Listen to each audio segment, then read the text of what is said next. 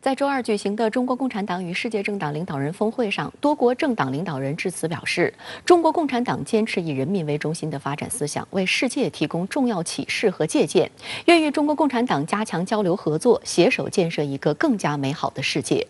中国共产党迎来100年华诞之际，中国近期密集举办多场多边外交活动，对外释放怎样的信号？来看看报道。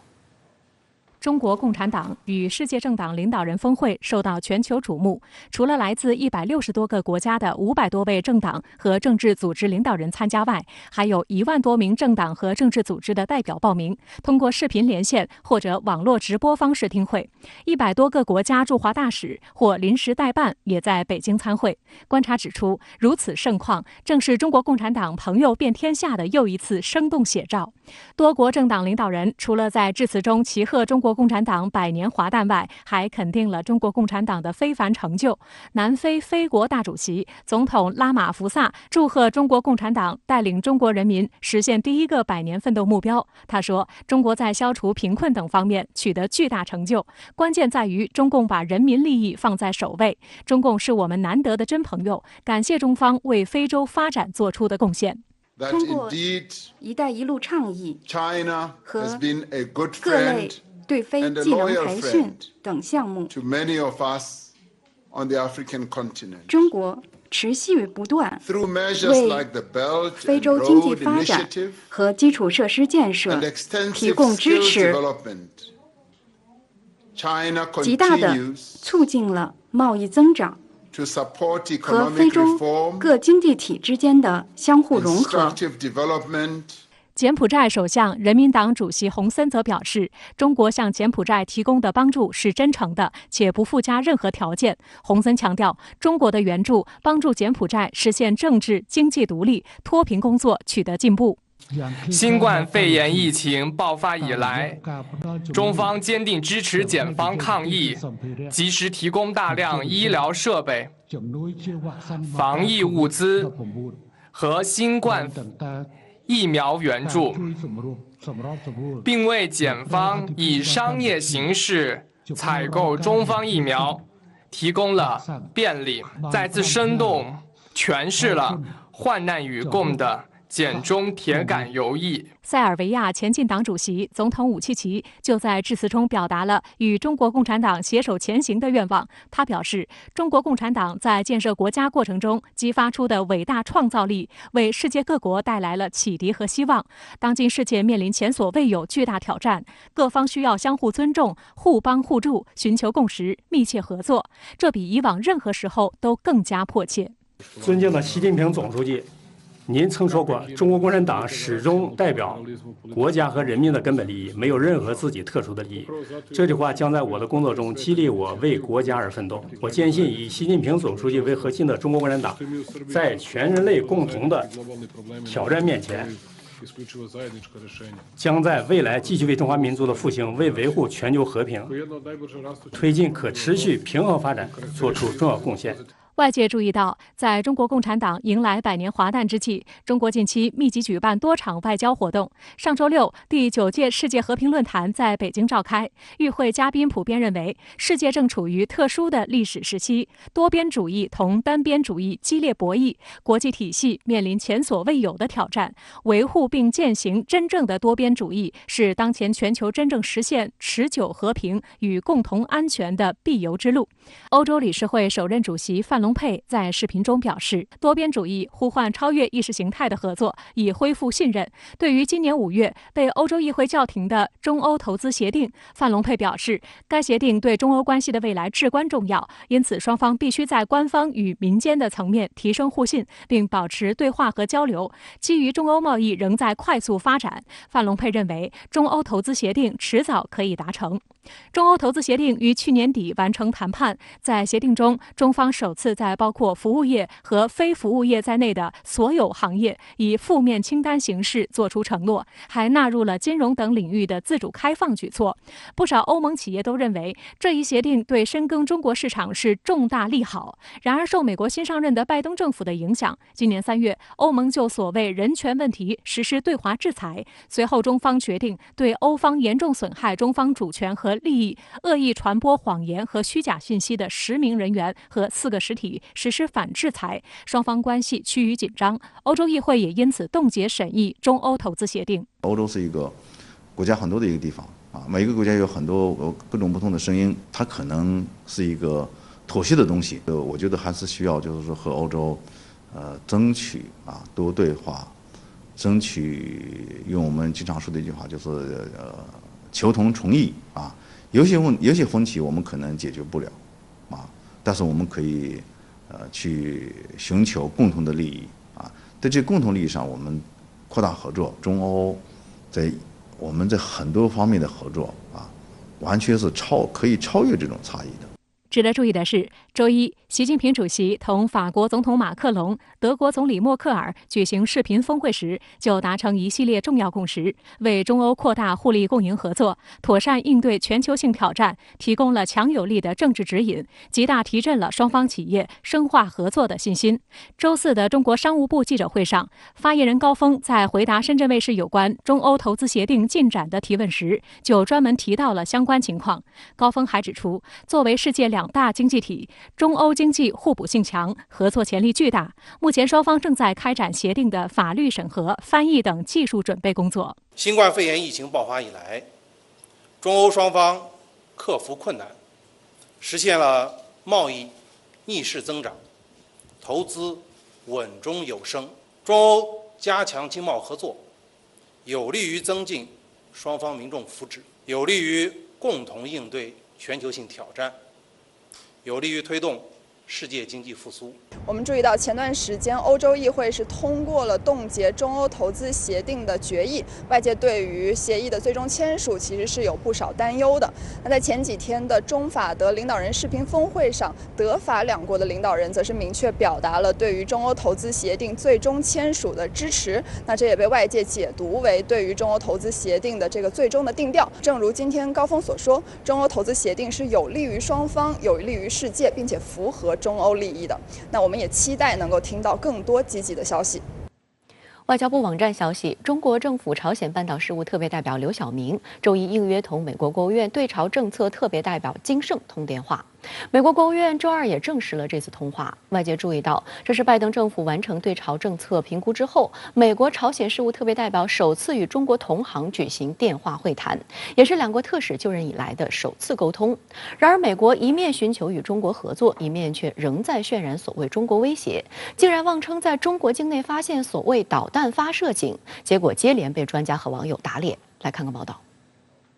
在通话中，刘晓明阐述中方对半岛问题的立场和对美对朝政策审议结果的看法，强调应按照双轨并进思路和分阶段同步走原则推进政治解决半岛问题进程。美方应重视解决朝方正当合理关切，支持朝韩和解合作。金盛表示，美方致力于通过外交方式解决半岛问题，希望尽快与朝恢复对话接触，支持朝韩改善关系。外界注意到，这是拜登政府完成对朝政策评估后，美国朝鲜事务特别代表首次与中国同行举行电话会谈，也是两国特使就任以来的首次沟通。自2019年朝美河内峰会破裂后，无核化谈判一直陷入僵局。根据美国4月底公布的对朝政策评估，美方的政策目标仍然是实现朝鲜半岛完全无核化，以寻求以务实方式对朝展开外交，但未提及具体行动安排。在此之后，美方频频释放愿意与朝鲜接触的信号，并展开一系列外交活动。然而，对于美方随时随地无条件对话的提议，朝鲜始终无动于衷。在周二的新闻发布会上，美国国务院发言人普莱斯重申，拜登政府仍在等待朝鲜做出积极回应。有分析称，美国朝鲜事务特使此次与中国朝鲜事务特使通话，既是一种外交次序安排，即先与盟国韩日就朝鲜问题进行协调沟通，再与朝核问题其他相关方接触，更是一种预措后的求助。在几番喊话朝鲜对话无果之后，美国试图寻求中国的帮助。外交观察人士认为，这加大了要求北京在处理朝核问题上进行合作的呼声。在帮助打破僵局方面，中国可以发挥关键作用。朝鲜已经对美国失去了信心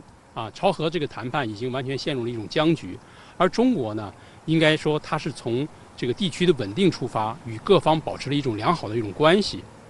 我们的主张呢受到各方的认可那么在这种情况下，中国可以在朝核的问题上发挥一个非常积极而重要的这种作用，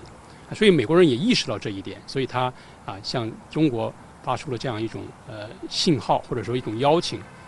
那么从这一点上呢，我们可以看出，要想真正的解决朝核问题，是绕不开中国的。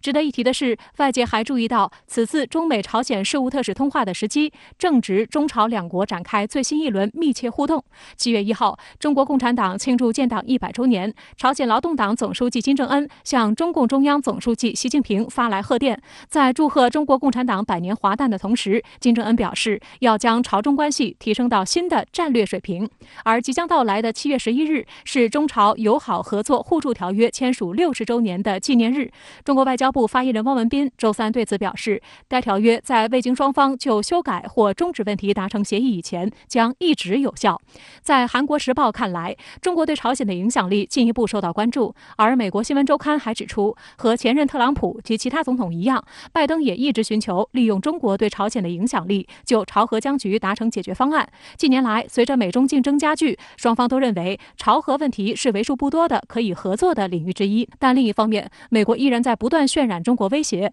制造中美对立。据美媒报道，隶属美国国会的国会研究处在上周四更新有关中国海军现代化及其对美国海军能力影响的报告。报告渲染称，中国海军被视为对美国海军实现和维持战时对西太平洋深海海域的控制构成的重大挑战，是自冷战结束以来美国海军第一次面临这样的挑战，而且是中国挑战美国长期作为西太平洋领先军事大国地位的关键要素。除了鼓吹中国海军的威胁，美国更喜欢夸大中国的核威胁。上周三，美国《华盛顿邮报》发布所谓重磅报道，声称中国正在甘肃玉门附近的沙漠地区建造119个几乎一模一样的工地设施。报道还煞有介事地引述一名军控智库的研究人员，根据商业卫星图像判断称，这些工地的特征与中国现有弹道导弹发射设施相似，这证明中国正在当地建设119个洲际弹道导弹发射井。而如果算上中国其他地区类似的设施，中国正在建造多达145个核导弹发射井。报道一出，美国各大媒体纷纷跟进炒作。美国国务院发言人普莱斯也妄称，这些报告和其他事态发展表明，中国的核武库将增长得更快，这种增长令人担忧。然而，美媒这波炒作很快就遭到了质疑。在《华盛顿邮报》报道时所使用的商业卫星图像上，有人发现图像右侧赫然打着甘肃玉门风力发电厂的英文文字水印。有美国网民根据《华盛顿邮报》提供图像上的经纬度坐标，在地图软件上搜索，结果显示文中所指的地点就是风力发电厂。有人放大这一地点的卫星图片后，一排排风力发电塔和地上的阴影清晰可见。那么在这样的一个比较有限的区域内有这么多的这个井口，它不可能是导弹发射井，因为它很容易被摧毁掉那么即便是退一步讲，我们在这个风力发电厂附近设置了我们的导弹发射井，这种可能性也是非常小的因为西北这个地区我们知道它是非常广袤的，我们完全可以选择一个更加偏远人员更加稀少的这样一个区域来布放我们的这个发射井因为这样的话它的保密性和安全性会更高一些所以综合来看美国这些人的这种说法他对中国威胁论的这种说法基本上是毫无根据，也是非常可笑的。有专业人士直言，用地下发射井的方式发射导弹是冷战时期的做法，如今已经落后。现在强调的是机动发射，最关键的是要确保抗毁伤能力。美国和俄罗斯都有在冷战时期遗留的大量发射井，现在还可以继续利用，而中国之前没有那么多的发射井，现在也更不可能选择这种最笨拙的方法。相关话题来连线特约评论员管瑶。管先生您好。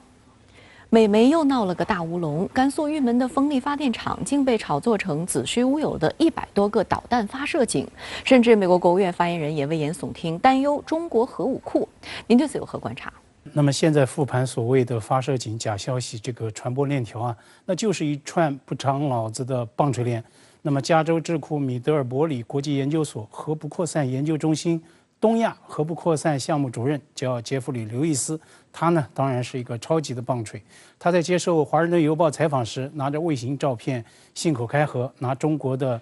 东风41洲际导弹来造谣扯淡。但是呢，这位假学者他一开口就错，因为呢他并不了解东风41它的最基本的性能与数据。它是固体燃料洲际弹道导弹，它的最大优势是机动性强、生存能力强，所以断无置于发射井，而且呢毫不遮掩，靠人肉搜索就可以探知发现的这样一种地步。所以呢，我关心的是这种毫无技术诚信与专业素养的假学者，他是否将会自绝于美国学界？他还有脸再混美国的智库吗？炮制中国在建100多个导弹发射井假新闻的记者叫乔比瓦里克，他当然也是个棒槌，假学者吹得天花乱坠。但是美国大报记者最基本的职业伦理与素养，不是所谓的事实核验吗？沙漠地带一处集中100多个导弹发射井。哪怕只是沙盘推演，那么最烂的数学演算也得不出这么一个结果啊！美国国防部报告估算说，中方核弹头数是所谓的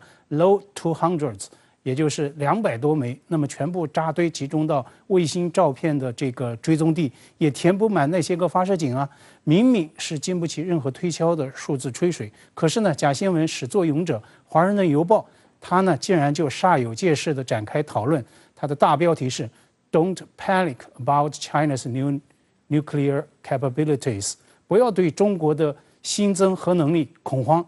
国务院发言人普莱斯也对中国核能力表达所谓的关切。皮之不存，毛将掩腹。那么，既然事实是子虚乌有，那这些个所谓的恐慌与关切又从何来说起呢？《华盛顿邮报》当年炮制假新闻，吉米的世界，女记者杜撰儿童瘾君子吉米被揭发，那么报社当年可是被收回了普利策奖的，肇事记者呢可是被逐出了美国新闻圈的。那么这一次会有人被问责吗？我个人认为，比问责更加重要的追问还在于，必须要厘清乃至全面清理在中美关系这一全世界最重要的双边关系中，还存在着哪些个类似的导弹发射井，而它们的存在又在多大程度上加剧了中美关系现在的这种螺旋式下跌的不利态势。那您觉得中美关系中还有哪些类似的导弹发射井？该如何清理？美国情报部门与媒体近来大肆炒作的所谓新冠病毒实验室泄露论，难道不是卫生防御领域的所谓导弹发射井吗？华尔街日报，它此前就援引美国情报部门的所谓报告，声称武汉病毒所有3位工作人员生病，那么这是新一轮病毒溯源政治化操作的源头。可是明明世界卫生组织已经得出了极不可能的这样的一个明确结论，明明曾经在武汉病毒所工作的澳大利亚科学工作者已经仗义直言，以个人亲历观察做出了否定的回答。但是呢，美方就是有些个人、有些个机构、有些个政党，基于自利的动机，基于政治的盘算，来执意推进溯源炒作。难怪有蝙蝠女侠之称的病毒科学家石正丽，她以极大的勇气接受《纽约时报》采访时，会愤而抗议：为什么世界会变成这样？她不是明确要求《纽约时报》提供那3位生病人员的名单吗？好让他做后续调查，但是美报能拿得出这份名单吗？美国情报机构能够拿得出这个份名单吗？署名叫 Pogus 的网友，他在《华盛顿邮报》导弹发射井造谣文章之后跟帖评论说：美国情报部门难道真不了解这些到底是导弹发射井还是其他装置吗？美国可不能重演当年那一幕，把苏丹一家阿司匹林工厂当作化武工厂来轰炸空袭。那么 Pogus 他后一句当然是多虑，苏丹那一幕不可能发生在大国身上，甚至呢，按照美国国际战略学界的传统逻辑，核大国之间不可能发生战争。那么有媒体在解析所谓导弹发射井乌龙时，就指出说这是美国恐华症的投射。但是呢，在我看来，这更是美方所谓新冷战思维的投射，因为在锤子眼里，世界全是钉子构成的。那么饶是如此，拜登外交政策高级智囊、国安会印太事务专员坎贝尔，他在最新的政策演说中，已经在为这种所谓的新冷战思维在降温了。他强调，无意以新冷战来定义中美关系，中美这2个大国可以和平相处。中美2国的朝鲜事务代表近日通电话，也被国际社会广泛关注。您对此如何看？如果说导弹发射井是核不扩散领域的伪问题，那么半岛核不扩散就是包括中美在内国际社会的共同关切，而且呢，中美均具有重大安全利益的争议体，一定程度上也是迫切的议题。众所周知，半岛问题的核心是美朝敌对，而这两个国家呢，现在都出现了新情况、新态势。美方实现了权力更迭，而朝鲜方面也因为疫情封禁的原因，国内面对着相当程度的经济压力。联合国甚至预测，该国今年可能会面对60万吨的粮食缺口。所以美朝两国现在呢都有打破现状的诉求与压力。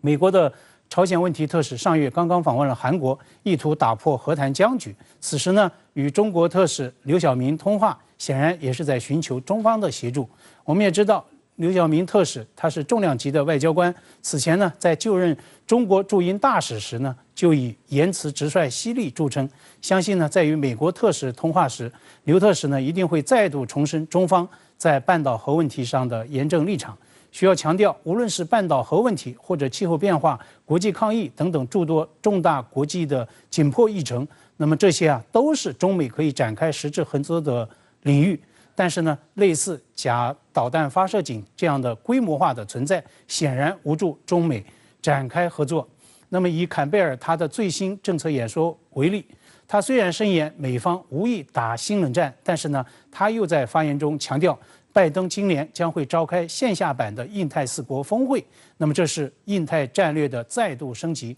我们也知道，就在上周，王毅国委在和平论坛上就曾发出明确的警告，印太战略制造国际分歧混乱，早该被扫进历史的垃圾堆。中美高官在政策议题上的这样一种罕见对立，也是呢中美关系紧张现状的一种直接的投射。好的，也谢谢管先生跟我们共同在线分享您的观点。谢谢。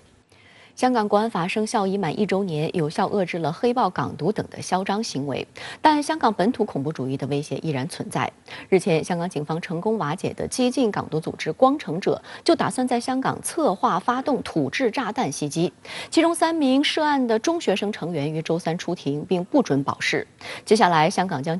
连续举行3场重要选举，为落实爱国者治港原则，新组成的香港特区候选人资格审查委员会将力防伪装效忠者参选。香港特区候选人资格审查委员会主席、特区政府政务司司长李家超周三会见传媒时表示，资审会的职责是确保每一位参选人都真诚拥护基本法和真诚效忠特区，会全力以赴防范任何参选人伪装拥护基本法或伪装效忠特区，将确保这些人会被审查出来。李家超说，决定任何一位参选人是否具备资格，判断標準是其是否真誠擁護基本法和真誠效忠特區。任何一個參選人，我哋去審核佢嘅資格嘅時候咧，都以呢兩個標準去考慮佢嘅實際情況同埋事實咧，係作出判斷。資審會非官守成員，香港特區首任立法會主席范徐麗泰表示，現階段討論候選人入閘資格還言之尚早。將來我只可以保障，即係自己可以講一句咧，就係一定會好小心全面詳細咁嚟到睇我哋到時手頭上所有嘅客觀嘅資料。其實我覺得你退黨同唔退黨，你係乜嘢嘅政治立場，呢啲都係次要嘅。最主要咧都係即係我哋到時，我相信各部門啊、政府啊咁都會咧俾各種資料我哋要睇嗰啲嘅客觀資料，先至可以咧作出一個嘅評論嘅。所以而家係唔可以話一竹篙打一船嘅。香港將分別在今年9月、12月和明年3月舉行選舉委員會界別分組選舉、第7屆立法會選舉和第6屆行政長官選舉。目前，香港特區政務司司長辦公室之下已成立秘書處，籌備整體協助資格審查委員會的工作，同時會擔當聯繫選舉事務處以及在有需要時聯絡國家安全委員會的工作。與此同時，香港面對的本土恐怖主義威脅不容忽視。香港警方國安處日前成功瓦解激進港獨組織光城者，他們策劃在本月上旬發動土製炸彈襲擊。被捕的9人中，共有6名中學生，其中3人周三被控違反香港國安法的串謀恐怖活動罪，被押到西九龍法院提堂。香港國安法指定法官總裁判官蘇惠德聽完控辯雙方陳詞後，拒絕3人保釋，並將案押後至9月1日再訊。被告需交還懲教署繼續羈押看管。本案今主、浸会大学持续教育学院公关及传讯主任杜以诗及妻子石永新获警方保释候查，而浸大已实时将杜以诗停职。周一，警方在尖沙咀一家宾馆捣毁光城者的土制炸弹实验室，相信他们合谋制造及利用土制炸弹袭击公共设施，目标包括海底隧道、铁路、法庭、街道上的垃圾桶，甚至发动汽车炸弹袭击等。香港媒体称，光城者分工精细，成员分别负责勘察环境、采购、制作炸弹、提供资金等，且专门招募计划离港中学生行动，以逃避刑责。香港文汇报观察发现，光城者自从今年2月成立以来，在文宣上持续不断地以革命为名，对外鼓吹和美化暴力，行动上更不断挑战法律和伦理道德的底线。该组织有成员早前涉嫌潜入校园化学实验室，偷取可制造爆炸品的化学品，更被发现长期秘密演练和筹备疑似军用物资，怀疑与本次企图对社会无差别发动恐怖袭击有关。可以说，该组织已演变成一个本土恐怖组织。香港特区政府教育局局长杨润雄周四向全港中小学校长和老师发信强调，必须对罪犯和荼毒年轻人的滋事者予以强烈谴责，提醒教育工作者教导学生明白守法的重要性。香港特区政府政務司司長李家超周三表示，策劃利用中學生的人其心可誅，嘗試淡化恐怖活動的人會是千古罪人。策劃嘅人去利用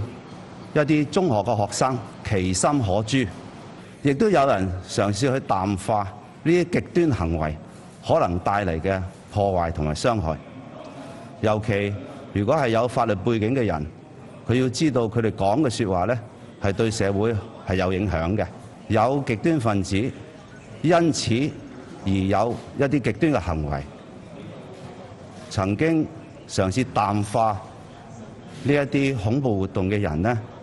會係千古罪人。去年12月以來，香港出現多宗令人關注的事件，包括投擲汽油彈、搜獲爆炸品原材料和自製槍械，以及在社交媒體上威脅放置爆炸裝置等，反映本地極端暴力分子仍然具備強烈的施襲意圖和能力。香港特區政府保安局局長鄧炳強周二出席立法會會議時表示，面對複雜的形勢，特區政府保安局與跨部門反恐專責組及其成員部門正採取一系列措施，加強防範及應對恐襲威脅。有關部門還會加強反恐公眾教育與宣傳，教導市民與暴力襲擊切割，以及保護自己免遭恐怖主義傷害。正當全球加速接種疫苗對抗新冠肺炎之際，新的變異病毒也持續在為全球抗疫帶來新的風險。當前更具傳染性的德爾塔毒株已肆虐全球超過100個國家和地區，讓大眾意識到建立免疫屏障迫在眉睫。不過，部分西方國家仍屢屢借疫情搞政治操弄，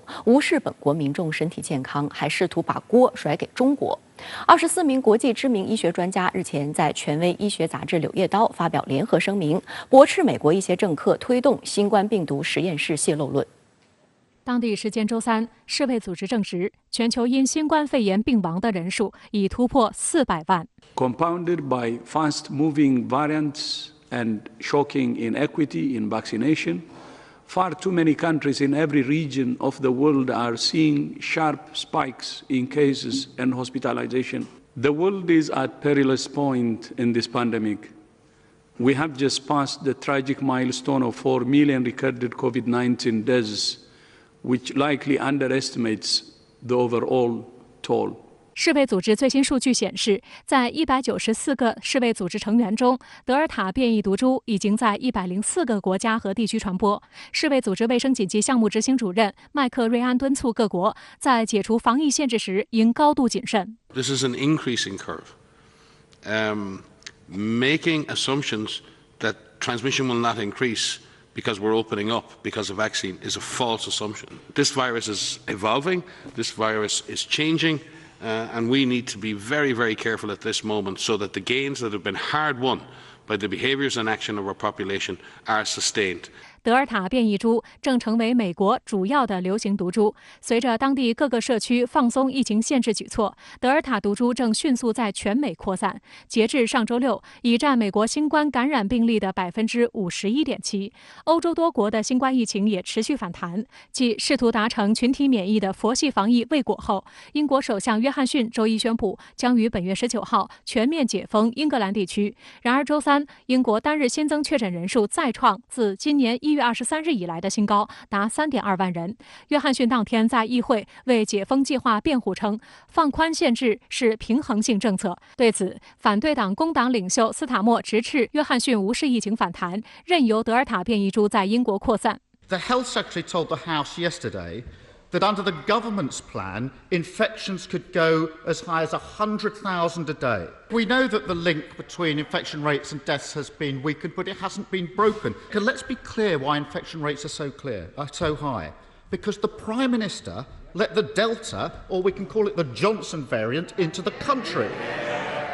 俄罗斯的新增确诊和病亡数近期也屡屡创下新高。俄疫情防控专家表示，由于德尔塔变异株的急速传播，加上疫苗接种滞后和防控松懈等原因，第三波疫情来势如此凶猛，是俄有关部门未曾预料到的。目前只有提高疫苗接种速度、加强个人预防和取消大规模聚集活动等措施来缓解严重的疫情。韩国、日本等同样加强防疫措施，防范德尔塔毒株的快速扩散。日本首相菅义伟周四宣布，东京地区将于下周一进入紧急状态，紧急状态将持续到8月22日。这是东京都将第4次进入紧急状态，同时也意味着整个东京奥运会都可能在紧急事态宣言下进行。国际奥委会主席巴赫当天抵达日本，日媒透露，日本政府、东京都、东京奥组委、国际奥委会、国际残奥委会举行5方磋商，将敲定东京奥运会在东京都、神奈川县、千叶县、埼玉县的赛事，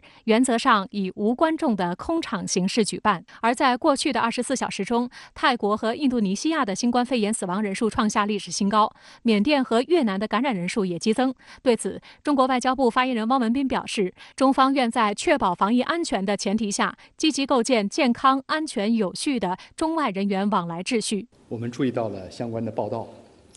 当前全球疫情仍在蔓延，